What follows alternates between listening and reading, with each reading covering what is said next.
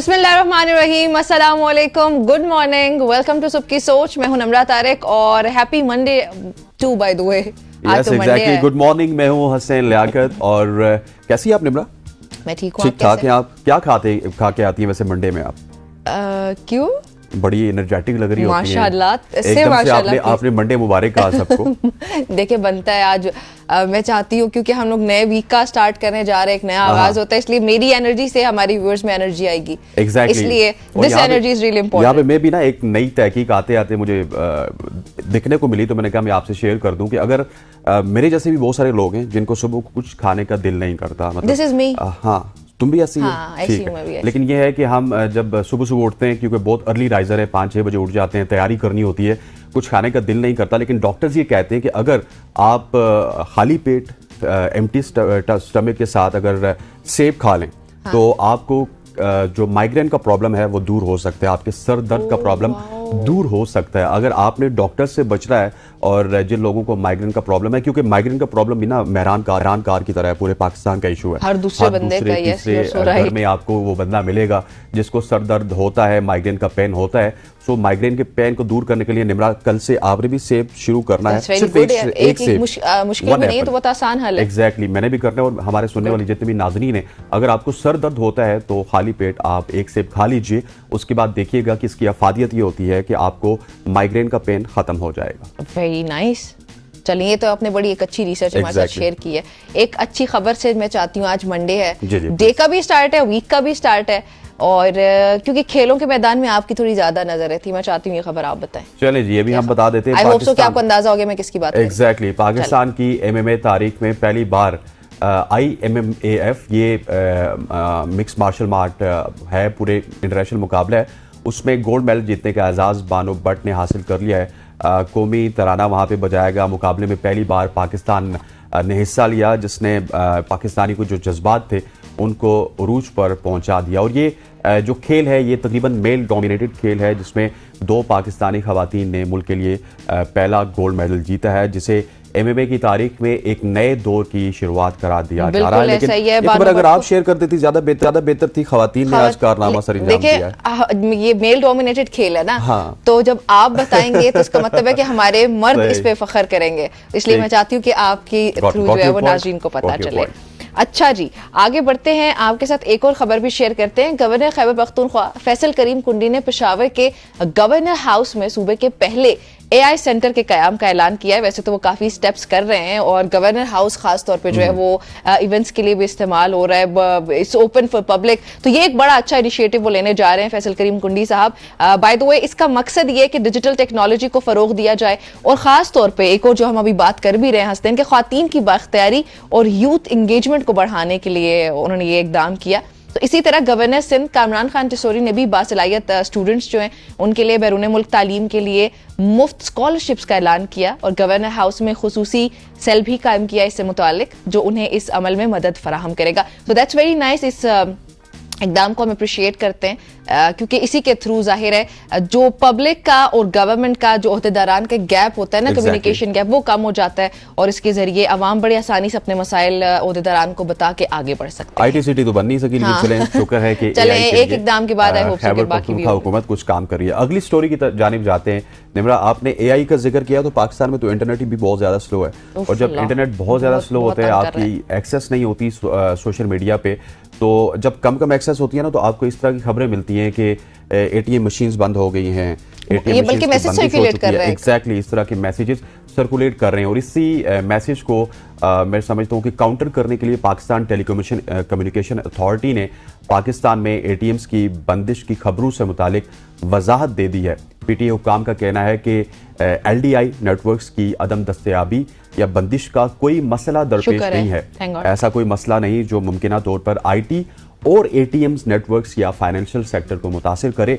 PTA का मजीद कहना था कि मयाद खत्म होने वाले LDI लाइसेंस जो हैं उनकी मुअत्तली या उनको बंद नहीं किया गया। हालांकि ये इनकी जो मियाद होती है वो ख़त्म जब होती है तो उनको बंद भी कर दिया जाता है, लेकिन पीटीए का ये अच्छा इकदाम है कि उनके लाइसेंस की मियाद ख़त्म होने के बावजूद भी उनको नहीं बंद किया गया आवाम की सहूलत के लिए। बिल्कुल ऐसा ही है। चलें जी, अच्छी खबर हो गई एक, लेकिन ऐसे इंटरनेट बड़ा तंग कर रहा है। एग्जैक्टली। और कॉल्स भी नहीं लग रही। खैर चलें, हुकूमत को चाहिए कि अब जो एक्सपेरिमेंट्स हो रहे थे वो ख़त्म हो गए हो अगर, तो प्लीज़ इसकी बहाली पे काम किया जाए। अच्छा खैर, बांग्लादेश की तरफ बढ़ते हैं जी। बांग्लादेश में सैलाब से 15 अफराद हलाक हो गए, 48 लाख जो है वो मुतासिर हुए।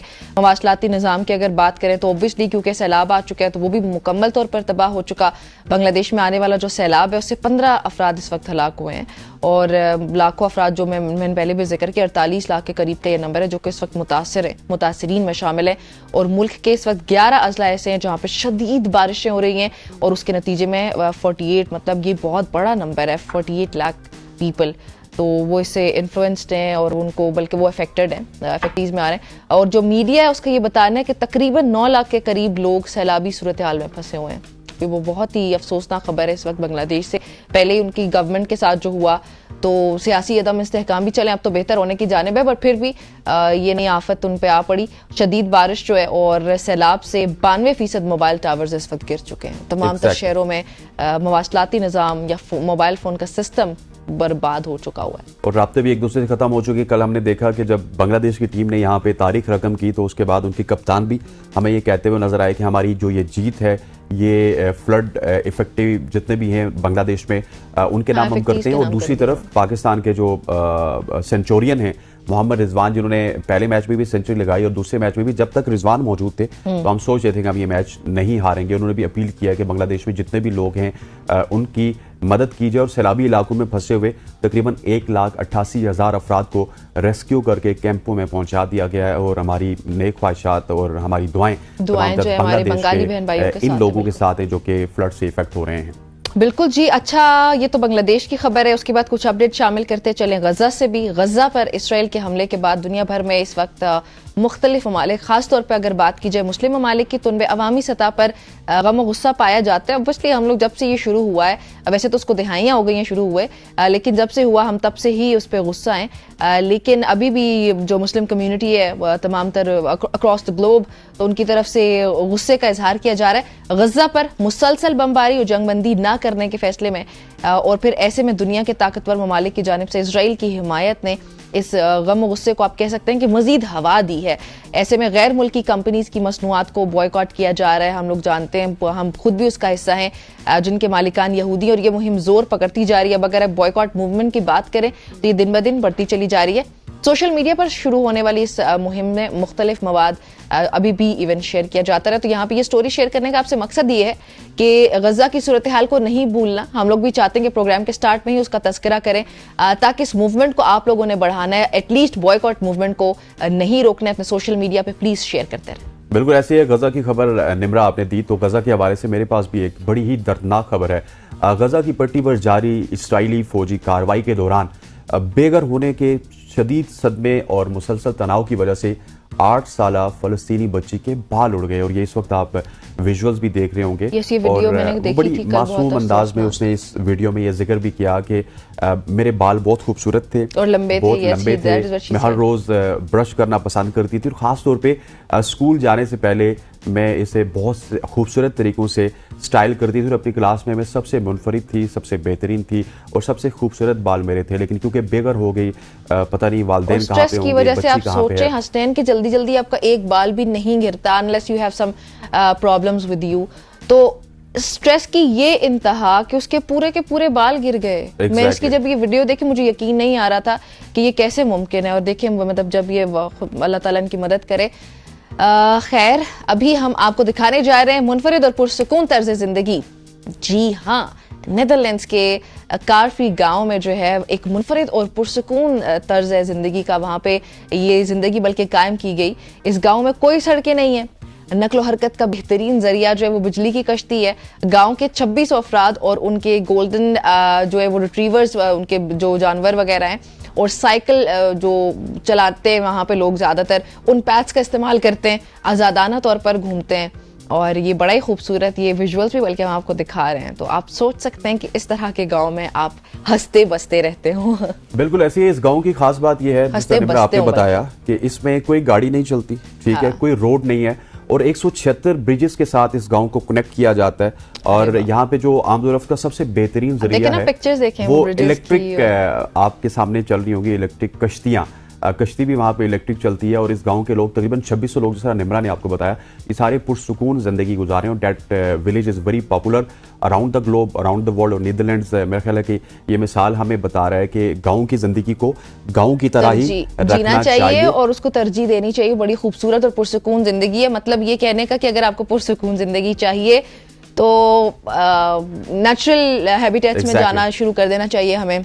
और विडन नेशनल पार्क के करीब ये वाक़या है। हाँ बिल्कुल ऐसा ही है। चलें जी, ठीक, यहाँ पर निम्रा वक्त हुआ चाहता है एक शॉर्ट सी कमर्शियल ब्रेक लेंगे, आएंगे तो हम बात करेंगे मुल्क में मौसम की सूरत हाल के ऊपर, लेकिन पहले खासतौर पे कराची के हवाले से भी बात होगी।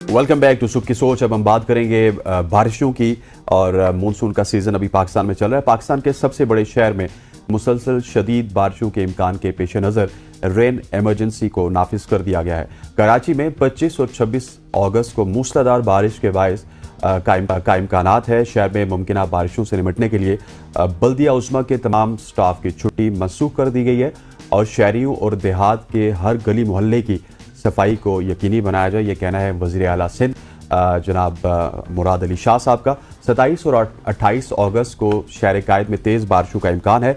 इन बारिशों के बायस कराची में अर्बन फ्लडिंग का खदशा है, और 26 से 30 अगस्त के दौरान खुजदार, कलात, लसबेला, नसीराबाद, और 25 अगस्त की रात से 28 अगस्त के दौरान इस्लामाबाद, रावलपिंडी, मरी और गलियात में भी वक्फे से बारिश का इम्कान है। बिल्कुल जी, अब इस पे बातचीत करने के लिए चीफ मेट सरफराज साहब हमारे साथ मौजूद हैं। सरफराज साहब अस्सलाम वालेकुम। जी वालेकुम अस्सलाम। सरफराज साहब, क्या कोई ये अच्छी खबर है हमारे लिए, बुरी खबर है? एक तो बारिशें चले गर्मी की शिद्दत में कमी लाने का बाइस बनेंगी ही, लेकिन ये जो सैलाबी सूरत हाल है इसके लिए खुदा न ख्वास्ता बताइएगा क्या सूरत हाल होने जा रही है? जी बहुत शुक्रिया। देखिए, ये इस वक्त भारतीय जो ईस्ट राजस्थान है, भारत का इलाका, वहाँ पर मौजूद है डिप्रेशन, बल्कि डीप डिप्रेशन की शक्ल इख्तियार कर लिया है इसने। इंतहाई शदीद कम दबाव हम कह सकते हैं हवा का, उर्दू में इसको। तो जाहिर है कि इसके बाद बहुत स्ट्रॉन्ग मानसून करंट्स पेनिट्रेट होंगी आज से ईस्टर्न सिंध, और फिर इसी तरह से वस्ती पंजाब से, ईस्टर्न सिंध से होती पूरे सिंध पर फैलेंगी, फिर वस्ती पंजाब और फिर ऊपर बालाई पंजाब तक। मतलब तमाम ही मुल्क में तकरीबन ये कह सकते हैं हम कि 80% मुल्क के जो एरियाज़ हैं उन सब पे मानसून करंट्स अगले 4 से 5 दिन तक उनका इनफ्लो रहेगा। तो बहुत तेज़ बारिशें, बहुत शदीद बारिशें हैं, ख़ासकर सिंध में और ख़ासकर जनूबी सिंध में। तो बहुत, जैसे कहते हैं, टोरेंशियल रेंज हो सकती है, क्योंकि डीप डिप्रेशन है और आगे इसकी मूवमेंट सीधी वेस्टवर्ड है, यानी हमारे एरियाज़ की तरफ है। और फिर जाहिर है कि जब ये इंडियन गुजरात और साउथ वेस्ट राजस्थान और एडजॉइनिंग नॉर्थ ईस्ट अरेबियन सी, शुमाल मशरकी बहरा अरब उस एरिया पर पहुँचेगा, तो वहाँ से मज़ीद मॉइस्चर इसको ज़ाहिर है मुसलसल सप्लाई होता रहेगा। तो 27 से लेकर 30-31 अगस्त तक मुल्क के बेशतर एरियाज़ में, यानी बिल्कुल जो एक्सट्रीम नॉर्थ वेस्ट बलूचिस्तान है, चागी डिस्ट्रिक्ट और नौशकी वगैरह, उन 2-3 डिस्ट्रिक्ट्स को छोड़कर बाकी तो तकरीबन तमाम मुल्क में अच्छी तेज़ बारिशें हैं। और ख़ासकर सिंध में, जनूबी सिंध में, वस्ती और जनूबी सिंध में बशमूल कराची बहुत तूफ़ानी बारिशें एक तरह से, और उसके नतीजे में बड़े कराची समेत ठट्ठा, सजावल और बदीन और इन इलाकों में अर्बन फ्लडिंग का अच्छा खासा खदशा है। और इसी तरह से बलूचिस्तान के एरियाज़ में जो फ्लैश फ्लडिंग होती है उस पहाड़ी इलाकों में, ख़ासकर शुमाल मशरकी जो अज़ला है बलूचिस्तान के और मशरकी अज़ला, तो वहाँ पर जब फ्लैश फ्लडिंग होती है कीथर रेंज के साथ, तो वो पानी भी सिंध के कुछ डिस्ट्रिक्ट्स में जो बलूचिस्तान के साथ लगते हैं, जामशोर, दादू और ऊपर कंबर शदात कोट और जैकोबाद, उन डिस्ट्रिक्ट्स में उधर से भी पानी आ सकता है। तो यूँ अगला पूरा हफ्ता समझ लें आप, आज से शुरू होकर 31 अगस्त तक एटलीस्ट ये कराची में ज़्यादा खुदा न ख्वास्ता कोई खतरात तो नहीं है सरफराज साहब? देखिए, कराची में भी अच्छी तेज़ मूसलाधार बारिश है। इसको 28 और 29 को 2 दिन, अच्छा। बल्कि 3 से 4 दिन कह सकते हैं हम, 27 से लेकर 30 तक एक्चुअली ये स्पेल चलेगा, 4 दिन, 27, 28, 29, 30। तो इस दौरान में कराची में भी कोई मेरे ख्याल में अर्बन फ्लडिंग का खासा इम्कान है, क्योंकि 4 दिन का स्पेल है और अच्छा खासा तेज टेम्परेचर लेकिन अच्छा खासा नीचे आ जाएगा मुल्क भर में, राइट? जी बिल्कुल, टेम्परेचर ज़ाहिर है नीचे आ जाएगा। अच्छी तेज़ बारिशों का स्पेल है, पूरे मुल्क को ही अपनी लपेट में लेगा। इसी तरह से साउथ पंजाब में अच्छा मतलब इस तरह की बहुत टोरेंशियल रेंज होगी, इम्कान यही है। और जो डीजी खान रीजन है कोय सुलेमान के साथ साथ उन एरियाज़ में फ्लैश फ्लडिंग का ख़तरा जैसे ये खदशा रहता है हमेशा। इसी तरह से केपी के जो शुमाली इलाका जाते हैं, कहान, नरान, वादी सवात और दूसरी तरफ मरी और गलियात इलाका, उन इलाकों में भी फ्लैश फ्लडिंग की सूरत में, नदी नालों में तूफ़ान की सूरत में फ्लैश फ्लडिंग हो सकती है। और पहले की तरह जी कुछ नुकसानात जैसे पहले हुए हैं बारिशों के बायस, इस तरह के नुकसानात को हम रूल आउट नहीं कर सकते, वो भी दोबारा मुतवक्की हैं। अच्छा सरदार साहब, मुझे ये बताइएगा, कराची में तो इकदाम किए जा रहे हैं वज़ीर आला की जानिब से, वहाँ पर रेन एमरजेंसी को भी नाफिज कर दिया गया, लेकिन क्या कराची के अलावा भी हमें रेन एमरजेंसी की तरफ जाना चाहिए और जो हिफाजती तदाबीर हैं उनको नाफिज करना चाहिए? जी, ये देखिए ना, पूरे सिंध में असल में बहुत ज़्यादा इसके असरात होंगे, खासकर वस्ती और जनूबी सिंध, यानी नवाब शाह से नीचे साउथ में जितने डिस्ट्रिक्ट्स हैं उसमें हैदराबाद, ठट्ठा, सुजावल, बदीन और दूसरी तरफ उमरकोट, मीरपुर खास और थरपारकर और कराची से ऊपर फिर जमशेदपुर डिस्ट्रिक्ट आता है। तो इन तमाम एरियाज़ में बहुत ज़्यादा तेज़ बारिशों अच्छा है अगले 4-5 दिन जो मैंने कहा स्पेल चलेगा, तो सभी जगह पर इमरजेंसी की ज़रूरत है। ठीक। अच्छा, ये भी बताइएगा, साथ के बहुत सारे लोग हैं जो कि सितंबर के महीने में और अगस्त के एंड में भी ट्रैवल करते हैं नॉर्दर्न एरियाज़ में, सो उनके लिए कोई ट्रैवल एडवाइजरी आपको बताएंगे या फिर ट्रैवल इन दिनों में इज्तनाब किया जाए उसका? देखिए, इसमें तो ये बड़ा तेज़ और एक तरह से ना टोरेंशियल रेंज का स्पेल है, तो इसमें ट्रैवल यानी इस पूरे हफ्ते में और अगले वीकेंड तक ये सिलसिला चलता रहेगा इसी तरह से। तो इस हफ्ते में तो ट्रैवल प्लान ना ही करें तो अच्छा है, हम तो उनको यही एडवाइस करेंगे। और उसमें परसों जो एडवाइजरी इशू हुई थी, परसों या तरसों हमारे ऑफिस इस्लामाबाद ऑफिस की तरफ से, उसमें भी मेंशन था कि टूरिस्ट जब अपना प्लान करें ट्रैवल तो फोरकास्ट को और एडवाइजरी को मद्देनज़र रखते हुए करें, और बेहतर यही है कि अवॉइड करें क्योंकि आपको पता है कि पहाड़ी इलाकों में जब तेज़ बारिश होती है तो फ्लैश फ्लडिंग की सूरत में बहुत तूफ़ानी आ जाती है, जो लोकल नाले और नदी नाले होते हैं उनमें, और उस तरह से रास्ते बंद हो जाते हैं, लैंडस्लाइडिंग का खदशा रहता है उसमें, कश्मीर में भी और इस तरफ गलियात और मरी और सवात का जो इलाका है, कहान, नरान, ये तमाम जो पूरी पट्टी है, और दूसरी तरफ बलूचिस्तान में भी और साउथ पंजाब में भी। तो इन एरियाज़ में तो ज़ाहिर है फ्लैश फ्लडिंग की सूरत में अच्छी खासी तूफ़ानी आकर फिर मकामी नदी नालों में जो पानी इतना आ जाता है तो उसके नतीजे में लैंडस्लाइडिंग भी होती है और रास्ते भी ब्लॉक हो जाते हैं, कट जाते हैं। ठीक है। अच्छा, इस्लामाबाद, रावलपिंडी और मरी के लिए बताइएगा क्या सूरत हाल होने जा रही है, क्या पेशगोई है? जी, वहाँ भी कल से हो सकता है आज रात से भी शुरू हो जाए, और कल से तो डेफिनेटली इम्कान है इस्लामाबाद, रावलपिंडी समेत तमाम जो शुमाली इलाका जाते हैं उस अपने जो नॉर्थ पंजाब है और फिर नीचे सेंट्रल पंजाब, लाहौर और उससे नीचे तमाम ही एरियाज पंजाब के। अच्छा, लेकिन ये हब्स वाला मौसम तो नहीं होने जा रहा जिसमें ह्यूमिडिटी बहुत ज्यादा हो जाती है, या नॉर्मल बारिश है? देखिए, जाहिर है जब बारिश नहीं होती ना तो आजकल मानसून में ये होता है कि ह्यूमिडिटी ज़्यादा रहती है अक्सर, चूँकि मॉइस्ट एयर या मॉइस्ट करंट्स मुसलसल आ रही होती हैं समंदर की तरफ से, इधर हमारे अरेबियन सी से भी, उधर बे ऑफ बंगाल से भी, तो एक तरह से रहती तो है मॉइस्चर, लेकिन ये कि बारिश होगी तो फिर मौसम बेहतर हो जाएगा। ठीक। अच्छा, ये जो ह्यूमिडिटी का जिक्र कर दिया आपने इमरान ने, तो मुझे ये बताइएगा कि मानसून का सिलसिला कब तक रहेगा, क्योंकि ह्यूमिडिटी काफ़ी ज़्यादा कम भी हो रही है और वो सावन का जो बहुत ज़्यादा शिद्दत थी, असर था, वो ख़त्म होता वो भी नज़र आ रहा है। जी, ये है अगस्त शुरू होते ही ना उसमें थोड़ी सी कमी आ जाती है कि जुलाई में ज़्यादा हब्स होता है, जो जैसे आपने कहा सावन का महीना, और जो दूसरा भादों का महीना होता है ना, इसमें वो अगस्त के शुरू होते ही, मेरा ख्याल में अगस्त के पहले हफ्ते में शुरू हो गया था, तो इसमें ये कि उतना हब्स नहीं होता जितना कि जुलाई में होता है, उससे निस्बतन जुलाई में तो बहुत हब्स था। जी, तो अब उसमें ग्रेजुअली कमी आती जाएगी, लेकिन ये स्पेल जो है इसमें तो मतलब ये बहुत अच्छे टेम्परेचर हो जाएंगे इसके बाद और कमी रहेगी। और आपने मानसून की कंटिन्यूएशन का पूछा तो ये सितंबर के पहले 10 दिन या 15 दिन तक अमूमन रहता है, 15 सितंबर तक अमूमन मानसून करंट्स आती रहती है हमारे यहाँ। तो ये जो स्पेल है ये 31 अगस्त तक चलेगा, और एक आध दिन के वक्फे के बाद एक और पीछे एक लो प्रेशर एरिया भी अब बंगाल में बन रहा है, और हो सकता है डिप्रेशन की शक्ल इख्तियार कर ले वो भी, और उसके बायस भी फिर करंट्स आएंगी। तो इसका मतलब ये है कि सितंबर के पहले हफ्ते के एंड तक बीच में वक्फा तो होगा, लेकिन ये एक के बाद फिर दूसरा स्पेल मतलब आता हुआ दिखाई देता है। तो सितंबर के पहले हफ्ते तक या पहले 10 दिन तक बारिशों का सिलसिला ऑन एंड ऑफ रहेगा। चलें जी, बहुत शुक्रिया सरफराज साहब आपका मैं ज्वाइन करने के लिए। नाज़रीन, ये सूरत हाल आपने सुनी बारिशों के। अच्छी खबर ये है कि मौसम में जो मतलब गर्मी की जो शिद्दत थी उसमें तो कमी आ जाएगी ऑब्वियसली, लेकिन जो एहतियाती तदाबीर हुकूमत की जानिब से आती हैं उनको प्लीज़ अपनी नज़र में रखें, अपने जहन में बिठा के रखें और फिर अपना भी ख्याल रखें, दूसरों का भी ख्याल रखें और अपने घर वालों को भी ख्याल रखें। जब तक हम वापस आ रहे हैं, यहाँ पर वक्त हो जाता है एक शॉर्ट सी कमर्शियल ब्रेक का। स्टे विद अस।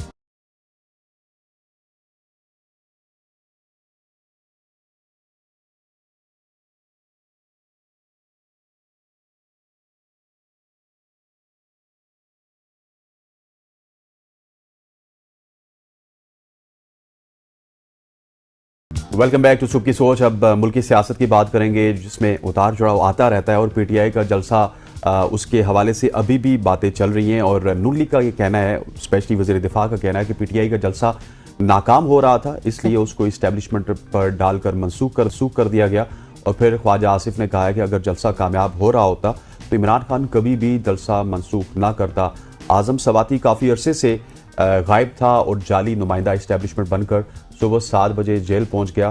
कल या बदेर आज़म सवाती और इमरान खान की गुफ्तगू सामने आ जाएगी। जलसा मनसूख करने में इस्टेब्लिशमेंट का कोई किरदार नहीं था। अच्छा, एग्जैक्टली। अच्छा, कंटिन्यू करने में नहीं, एक अभी ये आपको सुनवाते भी हैं, वैसे शॉर्ट सुनवाएंगे कि उन्होंने क्या कहा, लेकिन असलन आपने भी जो बात बताई है, एक तरफ उन्होंने ये कहा कि वो तो इस्टेब्लिशमेंट का नुमाइंदा बन के सुबह 7 बजे पहुंच गया, और दूसरी तरफ उन्होंने कहा वो तो अपनी नाकामी की वजह से उन्होंने जलसा जो है उससे बैक ऑफ किया है। तो मतलब दोनों बातें ही ख्वाजा साहब आपने कह दी हैं, थोड़ा ख्याल किया करें कि आप कह क्या रहे हैं। उन्होंने कहा कि आपको सुनवाते हैं एस्टेब्लिशमेंट का उसमें कोई तल्लुक नहीं है, लेकिन देखना मैं यहाँ पे जलसा कर रहा हूँ और मेरा खुदा न खासा जलसा नाकाम हो रहा और मुझे इस किस्म का रास्ता मिल रहा है, और जो इंतज़ामिया है, यहाँ डिप्टी कमिश्नर साहब हैं या डीपीओ साहब जो हैं, वो जो है फैसिलिटेट कर दें किसी मेरे विदड्रॉ करने को या मेरी जो है रिट्रीट को कर दें, तो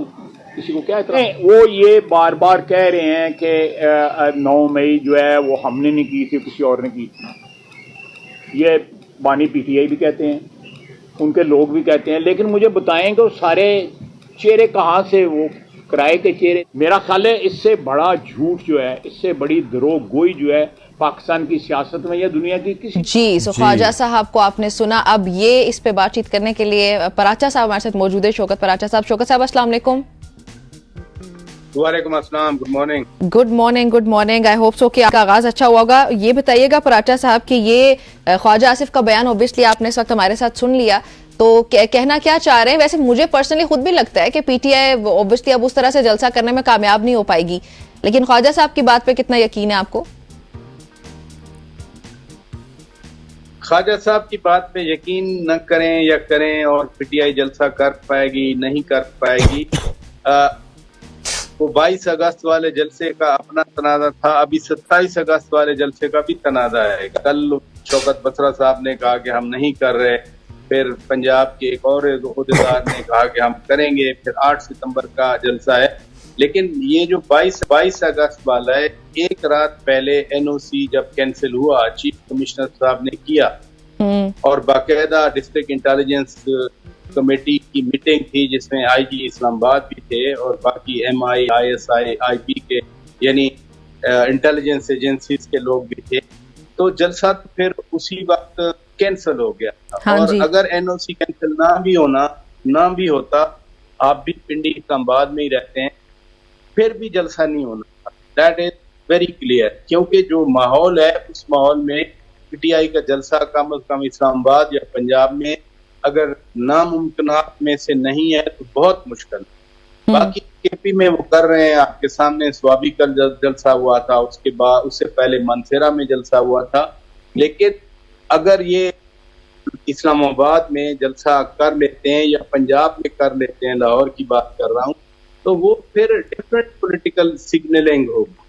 अभी वो मेरा ख्याल है स्टेज नहीं है। हाँ, अलबत्ता ये वाला जो खान साहब ने की बात कि हाँ मैं जलसा मनसूख करता हूँ, पहले उन्होंने बाहर आकर आदम स्वाति के जरिए कहलवा दिया, फिर अलीमा खान साहिबा के जरिए कहलवा दिया कि जी मुझे तो ये आए थे मुझसे मंसूख करने के लिए, और आइंदा अगर वर्कर्स ये सुने कि जलसा मैंने मंसूख किया है तो वो यकीन न करें जलसे में आए।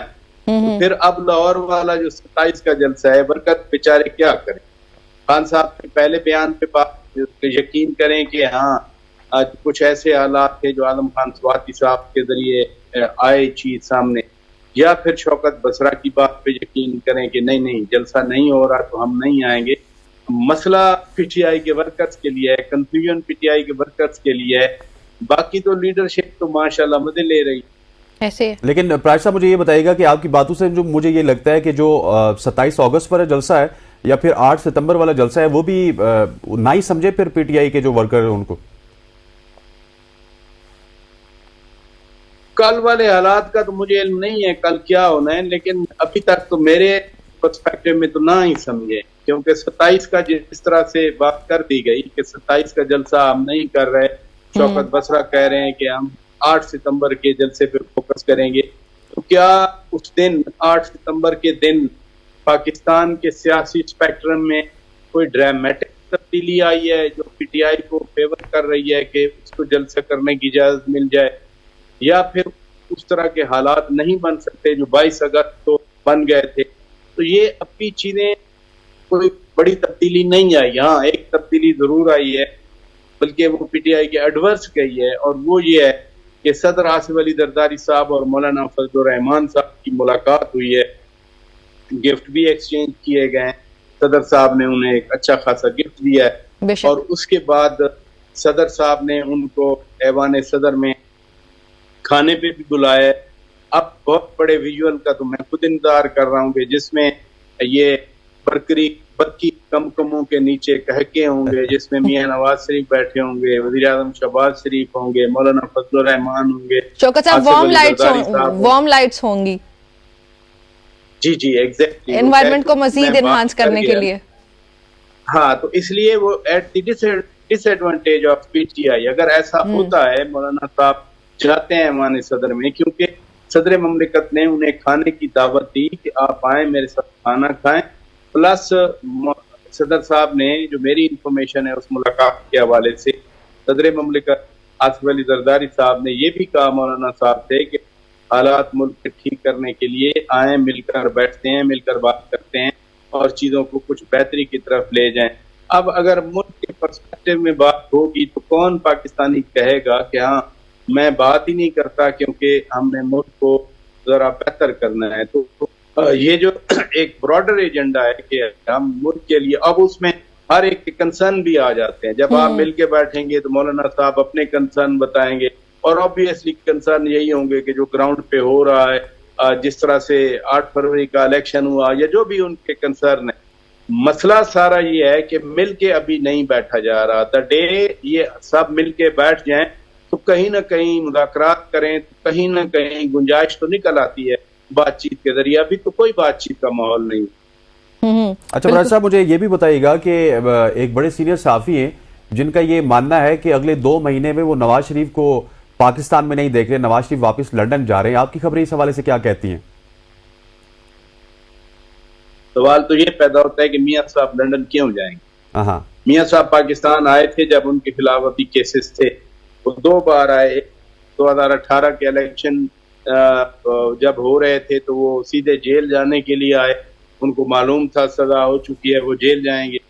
जब वो अभी 8 फरवरी के इलेक्शन से पहले आए, उनको मालूम था उनके खिलाफ केसेस पेंडिंग है, वो पाकिस्तान आ गए।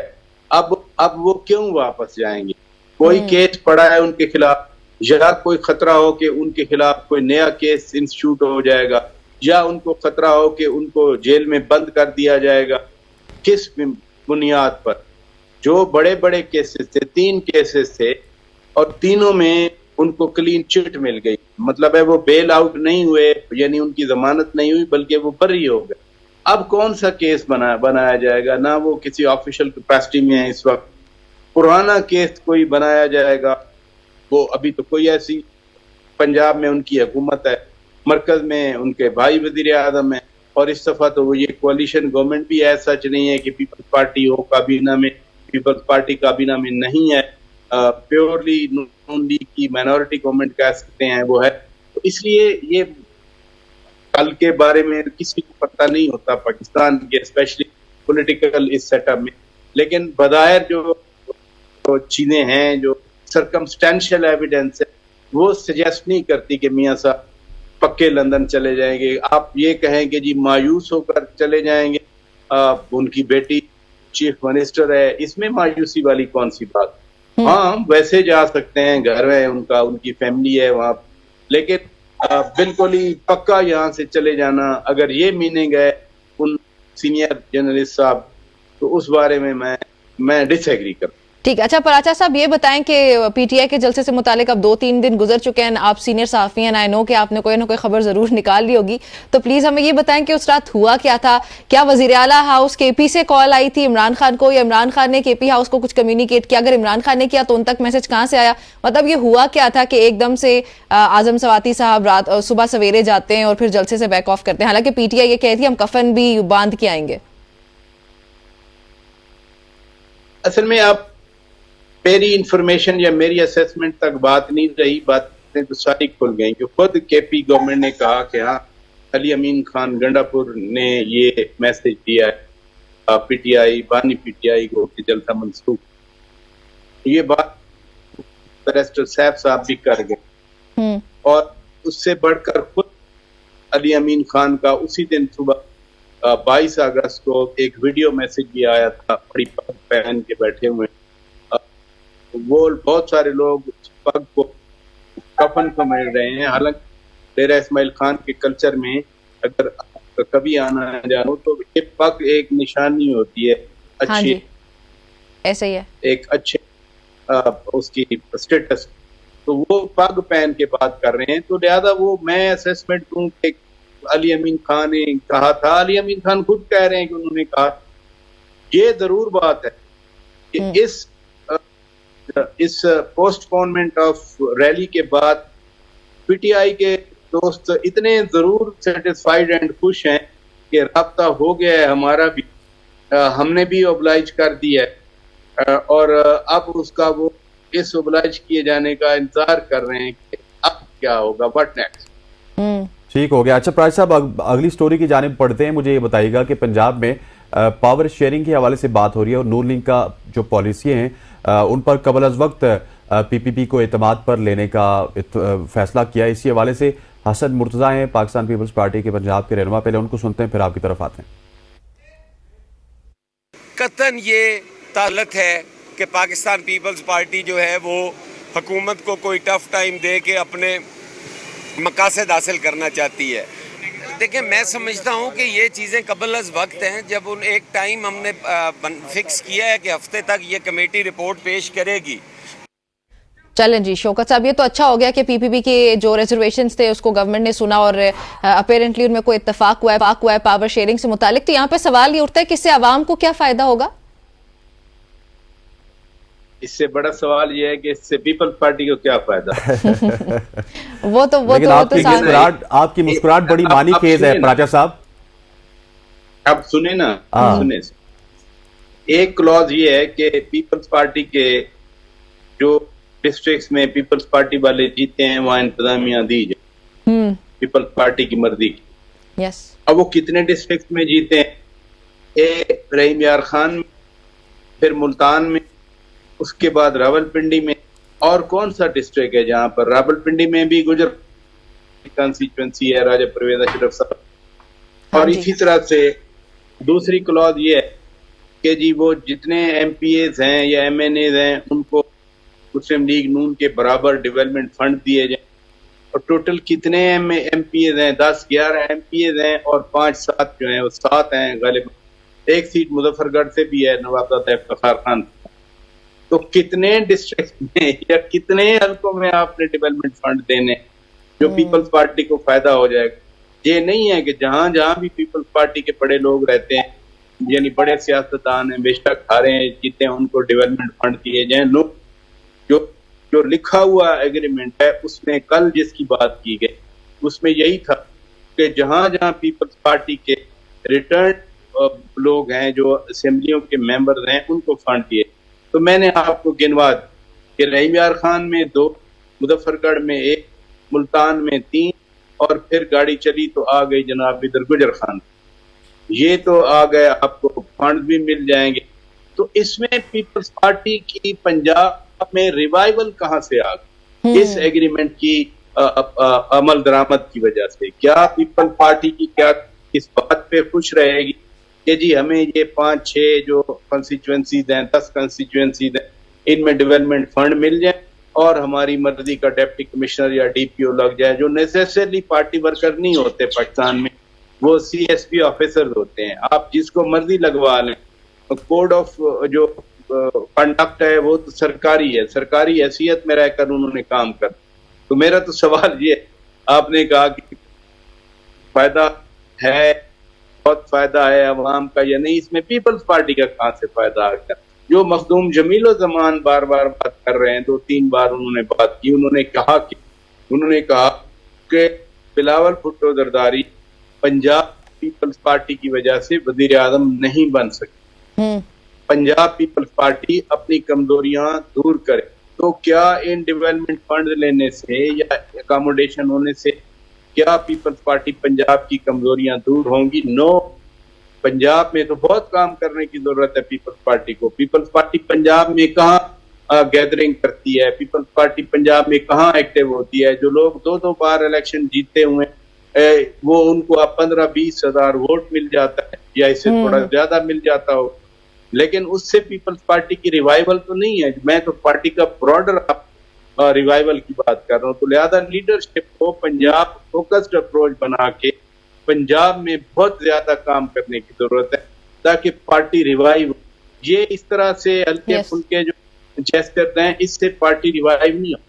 अच्छा प्राय साहब, आपका खुद जनूबी पंजाब से ताल्लुक है, वहां पे भी पीपल्स पार्टी किसी जमाने में उसका गढ़ हुआ करता था, लेकिन पीपल्स पार्टी को मेरा ख्याल है कि नून लीग से ज्यादा पीटीआई से खतरा है, क्योंकि पीटीआई ने उनको कंप्लीटली रिप्लेस किया पंजाब में। जो बेसिकली जो बात चली 10-12 साल किसी और पार्टी को, पीटीआई की आप बात करें, पीटीआई को बनाया जा रहा था, वो बेशक 2014 का धरना था या 2016 के वाकयात थे, तो उसका नुकसान नून लीग को तो ये हुआ कि उनकी हुकूमत चली गई, लेकिन सारे बंदे तोड़कर इधर शामिल किए गए पीपल्स पार्टी। मैं रिपीट कर देता हूं ताकि शक ना रहे मेरी बात में, कि बंदे तोड़कर पंजाब में पीपल्स पार्टी के बंदे तोड़कर यहाँ पीटीआई में शामिल कर दिए। और फिर कुछ लोग अगर 2018 के इलेक्शन में आजाद भी किया जीतने की हैसियत में थे या जीते थे, उनको भी पकड़ कर पीटीआई में जोड़ा गया, क्योंकि उस वक्त हमारा जो सिस्टम है, हमारा निजाम है, वो जाहिर है पीटीआई उनके लिए एक आनजहानी किस्म की जमात थी। और पीटीआई के चेयरमैन जो है वो सादिक और अमीन, वो तो हर फोरम पे उनको सादिक और अमीन करार दिया गया, और बाकियों को सबको करप्ट, और एक और वर्ड यूज किया जाता था माफिया, बाकी तो सारे माफिया। तो इसलिए उस दौर में जो पंजाब हो या सेंट्रल पंजाब, वो कहते हैं ना कि वो पीपल्स पार्टी का कख नहीं छोड़ा गया पंजाब में, और एक डेलिबरेट एफर्ट वो हो गए। बंदे तो फिर रहे हैं, लेकिन सारा स्ट्रक्चर तोड़ दिया गया, जो अताब था वो सारा पीपल्स पार्टी पे आया। ये कहा जाता था कि जी वो चूंकि नून लीग और पीटीआई दोनों तरह राइट विंग की पार्टियां हैं तो एक दूसरे को डैमेज होगा। नो, इसका बराह रास्त नुकसान जो हुआ स्पेशली 13 के बाद, वो डायरेक्ट पीपल्स पार्टी को नुकसान हुआ कि पीपल्स पार्टी के बंदे तोड़े गए कह रहा हूँ, टूट गए नहीं कह रहा। तो अब पीपल्स पार्टी के लिए अपनी जगह पर एक चैलेंज मौजूद है, देखते हैं वो कैसे नबरदात्मा होते हैं। चले जी, शौकत साहब बहुत शुक्रिया आपका, मैं ज्वाइन करने के लिए। नाज़रीन, गुफ्तगू आपने सुनी है और हमारे टाइम हो चुका है एक ब्रेक ऐड करने का। ब्रेक शामिल करते हैं और गुफ्तगू के सिलसिले को ब्रेक के बाद जारी रखें।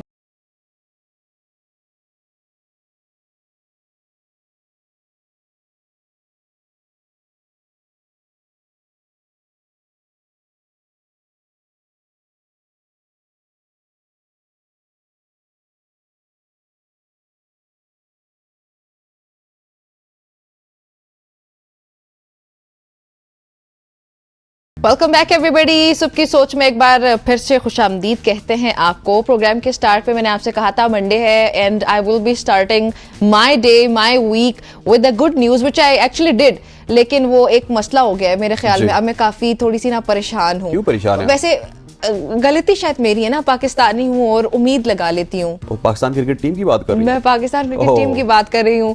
एक बार देखे मैंने फिर से उम्मीद लगा ली। मेरी सादगी तो देखें आप लोग, लेकिन फिर क्या हुआ हस्दैन, मजीद अहवाल बताने की हिम्मत नहीं है कोई मेरे में। से जीत चाहता हूँ। पाकिस्तान की बात की निमरा ने, तो पाकिस्तान की बात हम आपको बताते हैं। पाकिस्तान को 10 विकेटों से शिकस्त हुई रावलपिंडी टेस्ट में। बांग्लादेश की तारीखी फतह।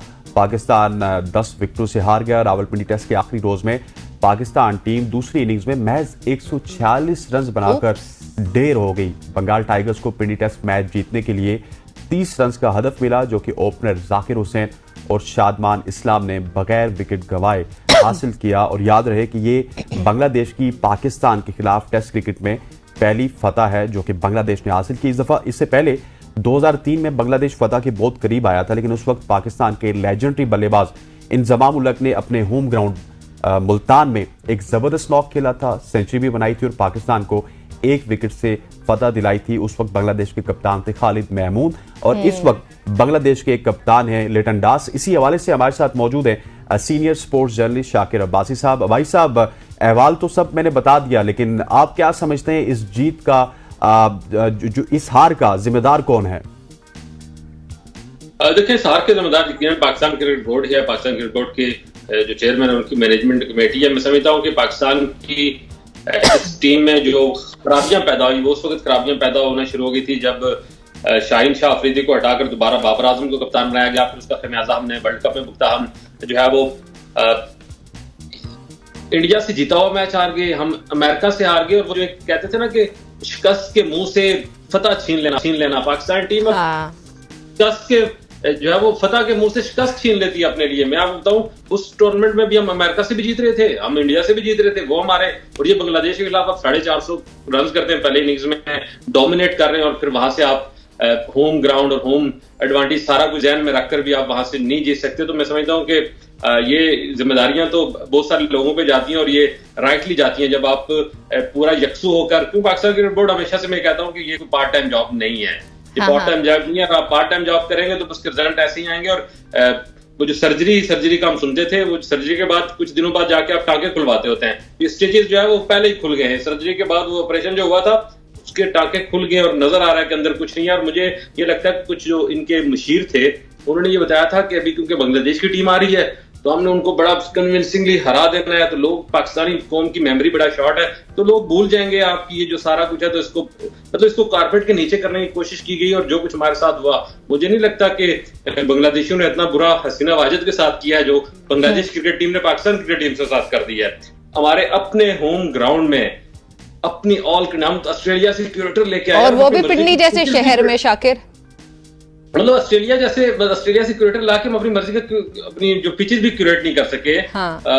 हम ऑस्ट्रेलियन कोचेस ले आए, पता नहीं क्या क्या हम चाहते हैं, उसके बावजूद हमारा रिजल्ट ये है। तो मैं समझता हूँ कि पाकिस्तान क्रिकेट बोर्ड को अब महला एनफ हो गया। और एक और बात आप देख लें, थक गए नदीम कुछ मेडल ने वैसे ही लोगों को क्रिकेट से दूसरी तरफ मुतवज्जा कर दिया है। और इस तरह की पैथेटिक परफॉर्मेंस आप देंगे, आपने देखा पिंडी क्राउड पुलर आखिरी 2 दिन आपने मुफ्त ग्राउंड खोला के आओ यार मैच देखो, तो लोग नहीं आ रहे। ये भी क्रिकेट बोर्ड को सोचने की चीज है कि लोगों को आपकी बदतरीन टीम अपनी बदतरीन कारकर्दगी से क्रिकेट से दूर कर रही है। क्रिकेट से दूर कर चुकी है, बल्कि अब तो कर रही नहीं है। शाकिर, अब तो हम बहुत हद तक दूर हो चुके हैं। आप अंदाजा लगाए ना कि अगर पूरी सीरीज की बात की जाए, बांग्लादेशी स्पिनर्स जो हैं वो पूरे इवेंट में छाए रहे, तो हमारी मैनेजमेंट को ये कहीं समझ नहीं आया कि हम लोगों को भी ये कर लेना चाहिए, हमें भी स्पिनर्स को लेकर आना चाहिए, स्पेशलिस्ट लेकर आए। देखिए निम्रा, यही तो अफसोसनाक बात है कि हम अपनी विकेट खुद बनाते हैं और उनको फिर खुद ही मिस रीड भी करते हैं। मतलब हमारी बनाई हुई विकेट को बांग्लादेश ने सही रीड किया और उन्हें स्पिनर खिलाए। और मैं स्पिनर पे बात ये करूंगा कि आप देखें शकीब अल हसन कितने मुश्किल, एक बंदा जिसके कत्ल का मुकदमा पीछे जो हो गया उसके मुल्क में, उसके साथ कितना क्राइसिस है, उसका मेंटल कितना डिस्टर्ब एक स्टेट ऑफ माइंड के साथ वो मैच खेला और उसने फिर भी पाकिस्तान को जो है वो घुटनों पे ले आया। तो इस सारी सिचुएशन में मैं समझता हूँ कि बांग्लादेश की क्रिकेट टीम की जितनी तारीफ की जाए इतनी कम है। और खास करके जिस तरह की सिचुएशन उनके मुल्क में है, पहले वो जो प्रोटेस्ट का क्राइसिस, उसके बाद अभी फ्लड की वजह से पूरा मुल्क उनका डूबा हुआ है। सारी सूरत हाल में जो मुश्किल हालात में समझता हूँ बांग्लादेश टीम ने अपनी कौम को जबरदस्त खुशी दी है, एक फतह दी है, लेकिन हमारे लिए बहुत कुछ इसमें सीखने का, सोचने का वक्त है। और मेरा ख्याल है वक्त आ गया है कि एक ड्रास्टिक जो है वो हमें स्टारडम से निकलना पड़ेगा। बाबर आजम 15 इनिंग्स हो चुकी है उनकी 50 किए हुए टेस्ट क्रिकेट में। अच्छा, मैं भी इसी तरफ आ रहा था शाकिर साहब, मुझे ये बताइएगा कि मुशफिकुर रहीम एक तरफ उनके लेजेंडरी प्लेयर है, उनका नंबर 1 प्लेयर है, वो सेंचुरीज लगा रहा है, डबल सेंचुरीज के करीब जा रहा है। दूसरी तरफ बाबर आजम है, पहले मैच में डक और दूसरे मैच में 22 रन, और उस वक्त 22 रन बनाए जब पाकिस्तान को उनकी तरफ से एक सेंचुरी की जरूरत थी। लेकिन स्टारडम है वो खत्म होने का नाम नहीं लेता, लेकिन बड़ा अनफॉर्चुनेट है कि उनके बल्ले से रन नहीं आ रहे। पहली इनिंग्स में भी डक और दूसरी में भी डक है, वो तो क्या छोड़ दिया उसने, एक मौका दे दिया तो भाई साहब आप बना के, वरना आपकी दोनों इनिंग्स में मेरी तरफ से डक ही है। और आप जो आपको 15 इनिंग्स हो गई आपकी, आप 50 नहीं कर सके, और एक बंदे का स्टेट ऑफ माइंड ही नहीं है, उसको कोई प्रॉब्लम, या तो कैप्टनसी छिन जाने के बाद वो उनका दिमाग अपनी जगह पे नहीं है, ऐसे मसाइल हैं। आप फिर भी जबरदस्ती उनको इस क्राइसिस में मैं समझता हूँ जॉब कराएं, उनको थोड़ा सा रिलैक्स कराएं। बांग्लादेश जैसी टीम के खिलाफ मैं समझता हूँ जो हमारे कामरान गुलाम है, आपने उरारा को नहीं मौका दिया। बेपना लोग अब डोमेस्टिक में आप परफॉर्म करें, आप 2 लड़के बॉलर लेके आए, उनको बुरी परफॉर्मेंस नहीं दी। जो डोमेस्टिक से आप परफॉर्मर लाए हैं, खुरम और अली, उनकी परफॉर्मेंस डिपेंड करती थी कि शाहीन शाह अफरीदी और नसीम शाह कैसी बॉलिंग कराते हैं। अब शाहीन शाह अफरीदी की इतनी क्या मजबूरी थी, उसके घर में बच्चा पैदा हो रहा है, पहली औलाद है, उसका दिमाग कहाँ हुआ होगा, वो क्या फोकस कर सकता है इस टूर्नामेंट पे? आप ना खिलाएगा मैच, आपने एक बेहतरीन परफॉर्म करते हुए हमजा मीर को क्यों नहीं, मतलब उसको आपने एक फटे विकेट पे खिला दिया, यहाँ ग्रीन पे उसे खिला के मौका देते। इस तरह के फैसले आपको करने पड़ेंगे। जो एक पुअर सिलेक्शन, मैं समझता हूँ प्लेइंग 11 भी ठीक नहीं बना, पिच को मिसरीड पुअर सिलेक्शन थी। हमने देखा 30 साल बाद अब बगैर पिछले स्पिनर के सब कंटिनेंट पाकिस्तान में खेल रहे हैं, और 30 साल बाद अब बगैर स्पिनर के खेले, 23 साल बाद अब बांग्लादेश से मतलब हार गए। तो ये सारे कोई एक अवामिल नहीं है, कोई एक, और सबसे ऊपर अब मुझे अब कैप्टन पे भी बात करनी पड़ेगी। इससे पहले कि आप सवाल करें कि आप कैप्टन हैं, मैं उनका बहुत फैन हूं as a captain, is a good person, लेकिन जब आप अपने बैट के साथ परफॉर्म नहीं करेंगे तो आपकी टीम में अपनी जो पोजीशन जस्टिफाई नहीं होगी, आपकी सिलेक्शन जस्टिफाई नहीं होगी, तो आप खुद अंडर प्रेशर होंगे कैप्टनसी करते हुए। आपके बॉलर नहीं परफॉर्म कर रहे, आपके बैटर नहीं परफॉर्म कर रहे। प्रेस कॉन्फ्रेंस में कहते हैं उस वक्त हमारे पास बड़ा अच्छा टाइम था, जब 200 की लीड थी, 5 आउट हो गए तो हम उस वक्त बाउंस बैक करते हैं। बॉक्सिंग में क्या करते हैं कि फाइट के दौरान जो आपको मुक्का याद रहा है ना, बाद में याद है तो वो अपने मुंह पे मारना चाहिए। आपको ये उस वक्त याद आ रहा है प्रेस कॉन्फ्रेंस में कि हाँ यार उस वक्त मैं स्ट्रेटेजी को बना लेता तो टीम को गिरा सकते थे, उस वक्त आपको वो ये ख्याल नहीं है आप कैप्टन। तो मैं समझता हूं कि अगर आपके लड़के बॉलर अच्छे परफॉर्म नहीं कर रहे, आप एक इंग्लैंड में जाके टीम को कैप्टनसी करते हैं, आप अच्छा क्रिकेटिंग माइंड है, आप उस वक्त क्यों कोई ऐसी cricketing strategy as a captain नहीं ला सके कि दूसरी टीम को आप जो है वो यही कमजोरी है ना शाकिर। पहले आप देखें कि हम हार रहे हैं जी जिम्बाब्वे से, फिर हम आयरलैंड से हारे हैं, फिर हम जाके यूएसए से भी हार गए, और अब पहली बार जाके बांग्लादेश से आप हार गए। तो ये इतनी सारी समेट के कामयाबियां जो है, मैं तंजिया कह रही हूं, तो ये समेटने के बाद आपको नहीं लगता कि मोहसिन नकवी साहब को इस्तीफा दे देना चाहिए?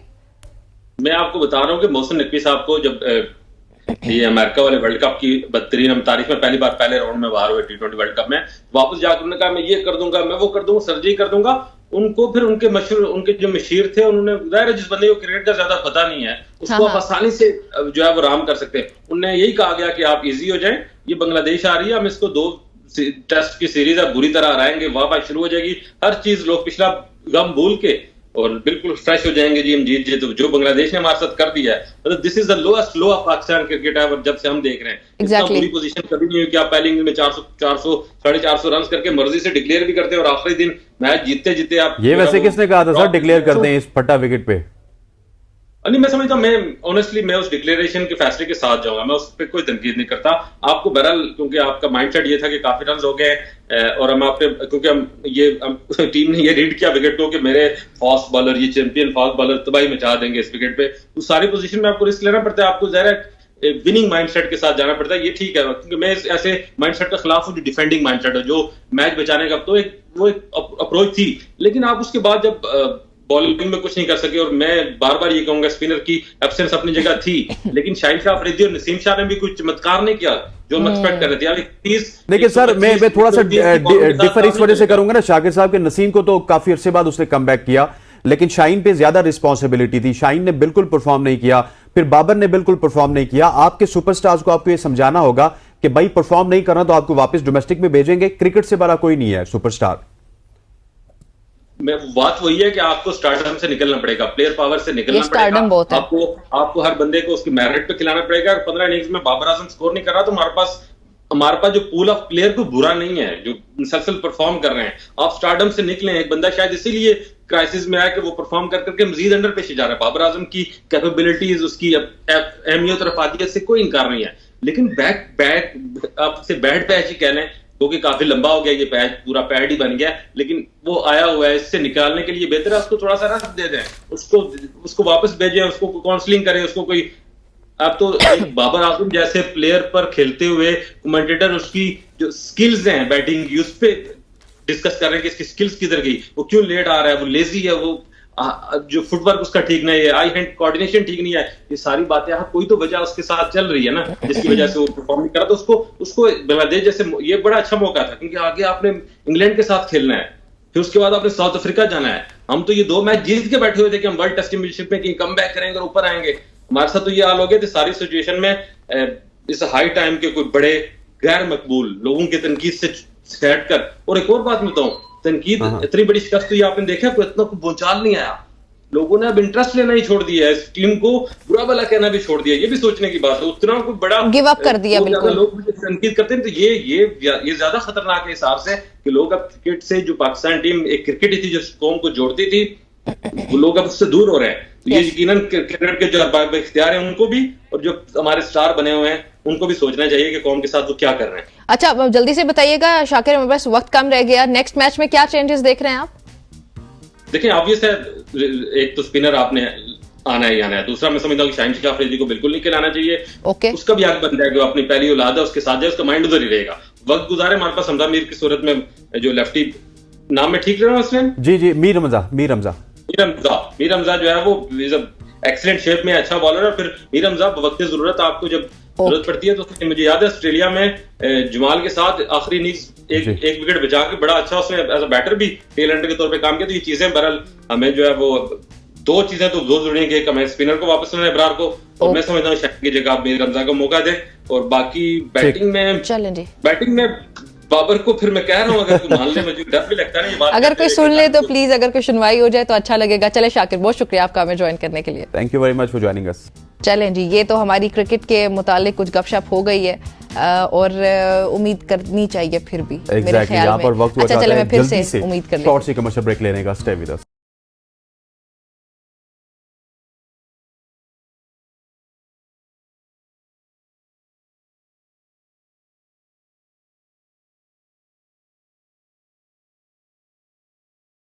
Welcome back everybody. अभी आपको मिलवाने लगे हैं जी स्टूडियो में, हमारे पास एक अजीम शख्सियत मौजूद है। पहाड़ों का दुश्वार गुजार रास्तों पर वो अकेले सफर करती हैं, और वो भी बाइक पे सफर करती हैं। बाइकर है जी, 70 हाँ जी, यस। और बरीरा खान इनका नाम है। बरीरा, अस्सलाम वालेकुम। वालेकुम अस्सलाम। कैसी हैं आप? मैं बिल्कुल ठीक, अल्हम्दुलिल्लाह। पहले तो ये बताएं कि how do you find the courage to do it on your own, अकेले से, मतलब वो भी? बस शौक था कि कुछ ऐसा करना है जो कम लोग करते हो, और कुछ ऐसा करना है जिसपे स्टीरियोटाइप ब्रेक हो। तो सोचा फिर ये वाला काम करते हैं, क्योंकि इसका शौक भी है। लेकिन 70 का इंतखाब क्यों किया? खुंजराब भी आप पहुंच गई, बाबू सर टॉप वाली साइड से गई थी, 70 चढ़ गया ऊपर? जी बिल्कुल। तो वनटू भी आप लेके जा सकती थी, कोई और भी बाइक लेके जा मेरे पास अगर ट्रेल होती तो मैं ट्रेल पे जाती। अच्छा। लेकिन मेरे पास थी 70। अच्छा थी ही 70, उसका कोई खास वजह से इंतखाब नहीं किया। तो अभी आप रिसेंटली बल्कि टूर से कहीं से वापस आ रही हैं? कहाँ से वापस आ रही हैं? मेरा ड्रीम टूर था लाहौर से खुंजराब, और मैं खुंजराब से वापस आ रही हूँ। और ये कितने दिन लगे आपको? मुझे जाते हुए इस्लामाबाद बटाकुंडी 3 दिन लगे थे हुंजा जाते हुए। अच्छा। और फिर एक दिन में मैं खुंजराब पहुंच गई थी। अच्छा। और मैं महीना पूरा हुंजा में एक्सप्लोरिंग की है, मैंने लोगों के साथ रही हूँ, लोकल से मिली हूँ, उनके लोकल खाने खाए हैं, और उसके बाद फिर मैं अभी वापस आई हूँ उधर से, बाबू सर से वॉलनट केक खाया, सफीना के बाद बिल्कुल खाया। अच्छा, वेरी नाइस। तो लोकल खाने बाकी लोकल से भी मिलते होगा, उनसे बातचीत करके दोस्ती हो जाती होगी? बिल्कुल, वो तो अपने घर में बना। अच्छा, बहुत वेलकमिंग होते हैं लोग, बहुत, है ना? मेन जो डिफरेंस मैंने गिलगित बल्तिस्तान और बाकी एरियाज में देखा है वो ये कि गिलगित बल्तिस्तान बहुत वेलकमिंग है, और उधर एक भी बैगर नहीं है। अच्छा, इन हुंजा एक भी, क्योंकि वहाँ पे एजुकेशन बहुत ज्यादा है, और अगर वहाँ पर कोई भी स्पेशल है या फिर वो कोई काम नहीं कर सकता तो उसके लिए स्पेशल सेंटर्स बनाए गए हैं उनको कुछ आर्ट सिखाने के लिए, उनको अपने पाँव पे खड़ा होने के लिए। और ये बताइए कि आप अकेली खातून, जिस तरह निम्रा आपसे पूछ रही थी ब्रेक से पहले भी, तो बाइक अगर की खराब हो जाए तो उसका क्या करती थी आप? बाइक खराब हुई है, हो जाए तो बहुत दफा हुई है। हर टूर में कुछ ना कुछ हो ही जाता है। जैसे लॉन्ग टूर होता है ना, हैवी 70 तो कुछ ना कुछ मसला हो जाता है। तो मैंने एक बाइक का काम सीखा हुआ है, प्लग्स के मैंने काम सीखा हुआ है, पंक्चर मैंने लगाना सीखा हुआ है। क्योंकि ये मेरे साथ मरी हाईवे पे हुआ था, मैं 2 घंटा स्टक रही थी मरी हाईवे पे। तो फिर मैंने सीख लिया, तब मैंने सीखा था पंक्चर लगाना। उसके बाद फिर प्लग का कुछ सीखा था कि अगर किक नहीं लग रही तो फिर क्या प्रॉब्लम हो सकता है, इस तरह की चीजें तो अब मैं सॉर्ट कर लेती हूँ। अच्छा, तो कहीं पे भी कोई भी प्रॉब्लम हो तो भाई बरीरा को कोई मसला नहीं है, वो ठीक कर लेगी। बिल्कुल, मतलब आप भी अगर ट्रैवल करें, बरीरा को देख लें और आपकी गाड़ी में या बाइक में खराबी है तो बरीरा उसको ठीक कर लेंगे। अच्छा, सीखने का बताने का मकसद ही यही है ना, ताकि लोग आपसे सीख सकें। अच्छा बरीरा, ये बताइएगा कि आप हुंजा की तारीफ आप कर चुकी है, खुजरात तक आप गई हैं, किस इलाके में क्या कुछ देखा है, और हुंजा में स्पेशली जो वुमेन एम्पावरमेंट आपने देखी होगी उससे तो आप बहुत मुतासिर हुई होंगी। बहुत ज्यादा, मतलब जब मैं चिल्लास क्रॉस करके गिलगित पहुंची हूँ तो मुझे इतना मेजर शिफ्ट नजर आया है उनकी विमेन एम्पावरमेंट में। चिल्लास में वो कोई औरत बाहर नजर नहीं आती, गिलगित में आपको औरतें ही काम करती नजर आती हैं हर जगह, और वो इतने प्यार से इंटरेक्शन भी आपके साथ कर रही होती हैं। और आपको बताऊं, गिलगित में मैं जहां जहां से गुजरी हूँ वहां पे औरतें तो थी ही और मर्द भी थम्स अप करने वाले थे, बहुत ज्यादा अप्रिशिएट करते थे। पुलिस बड़ी वेलकमिंग है, पुलिस बहुत ज्यादा वेलकमिंग है। मुझे पकड़ लिया था एक बार, और जैसे उन्होंने देखा ना, अच्छा ये तो लड़की है, कहते हैं उस्ताद जी। अच्छा, वेरी नाइस। अकेले बोर नहीं होती? नहीं, बहुत मजा आता है। जो लोग आपको अभी इस वक्त देख रहे हैं और वो चाहते हैं कि वो अकेले जाएं, उनको बताएं कि अकेले क्या मजा आता है आपको। अकेले आप रिस्ट्रिक्टेड नहीं होते, सबसे पहली बात। आप जिधर मर्जी जाओ। मैं ज्यादातर ट्रैकिंग्स करती हूँ और ऑफ रोड जाती हूँ, ऑफ मैप्स जाती हूँ, जहाँ पर अमूमन लोग कहते हैं कि नहीं जाना क्योंकि वो कच्चे रास्ते होते हैं, खतरा है। हाँ, बहुत सारे लोग डर रहे होते हैं कि हर किसी का अपना कोई ना कोई टेंट्रम्स थ्रो कर ही रहा होता है। यस, और उसके बाद फिर उनको नींद आ रही है, उन्हें सोना है, और मुझे बिल्कुल 2 घंटे पहाड़ों में नींद आती है, उससे ज्यादा नींद नहीं आती। मुझे होता है कि उसमें आई हूँ तो मैं जरा एक्सप्लोर करूँ। तो बस आप फ्री होते हो, लाइक अ फ्री बर्ड। आप जहाँ वुमेन्स के लिए क्या पैगाम देंगे, स्पेशली गर्ल्स के लिए जो आपकी तरह की हैं? मैं उनको ये पैगाम दूंगी कि पहले तो मैं पेरेंट्स को ये पैगाम दूंगी कि मुझे जाने दे। मुझे तो जाने दे। बल्लू जेल से फरार। वो अब देख रहे होंगे, मुझे तो पता लग गया ये फरार हो गई है। बल्लू जेल से फरार हो गया इनका। मैं पेरेंट्स को ये कहूंगी कि मतलब अगर आपके बच्चे ख्वाब देख सकते हैं तो वो पूरा भी कर सकते हैं। और मुझे ऐसा लगता था कि मैं पूरा नहीं कर सकती अपना ख्वाब, लेकिन मेरी अम्मा थी जिन्होंने मुझे बहुत ज़्यादा सपोर्ट किया था। और जो लेडीज़ हैं, जो लड़कियां हैं, उनको मैं ये कहूँगी कि बिलीव इन योरसेल्फ, क्योंकि जब आपको खुद अपने ऊपर पहले एतमाद नहीं होता तो फिर आप किसी दुनिया भी नहीं करती। Thank you very much Bareera, हमें ज्वाइन करने के लिए आपका बहुत शुक्रिया। नाज़रीन, बरीरा की गुफ्तगू आपने सुनी है, एंड आई होप सो कि जो लड़की इनसे इंस्पिरेशन लेना चाहती हैं, इवन लड़के भी, तो अपने बाइक्स लेके वो पूरे पाकिस्तान के एटलीस्ट टूर कर सकते हैं। पहुंचिए गिलगित पहुंचिए। चले जी, ब्रेक शामिल करने लगे, हमारे साथ रहिएगा।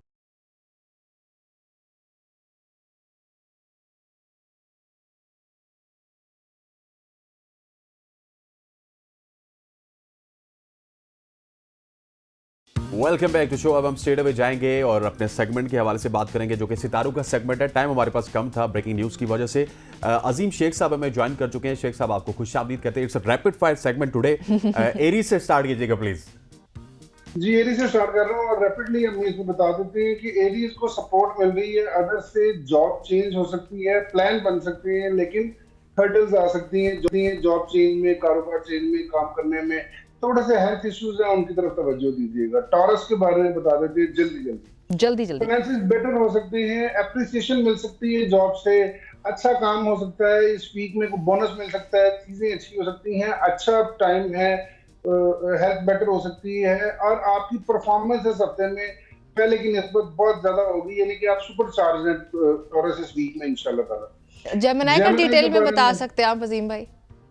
जेमिनी के बारे में बता देता हूँ कि सडन गेन्स हो सकते हैं दिस वीक में, पैसे वैसे किसी आ सकते हैं, या फिर गिफ्ट मिल सकता है इस वीक में अच्छा सा, और प्रोडक्टिव वीक है, और फाइनेंशियल गेन्स हो सकते हैं। थोड़े से हेल्थ इश्यूज हैं वीकेंड पे जाके, जुमा हफ्ता इतवार जहाँ पे आएगा वहां पे थोड़े से अपने हेल्थ का ख्याल रखिएगा।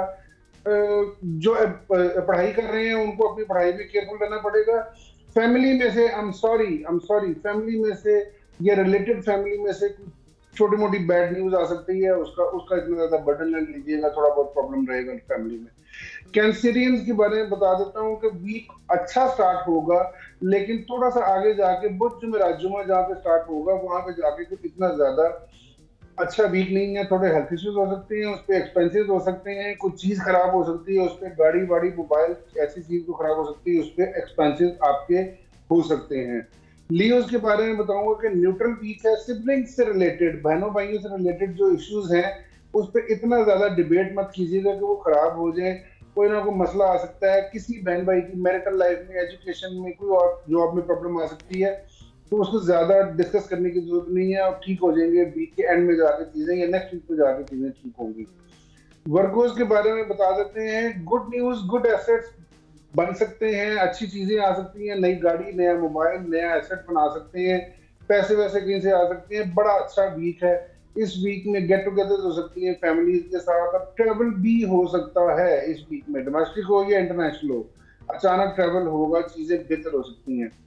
लिब्रा के बारे में बता देता हूँ, बड़ा सरप्राइजिंग वीक है लिब्रा के लिए, बड़ी बिग न्यूज आ सकती हैं, अच्छी फेवर्स मिल सकती हैं दोस्तों से, गवर्नमेंट इदारों से, बाकी सारी चीजों से।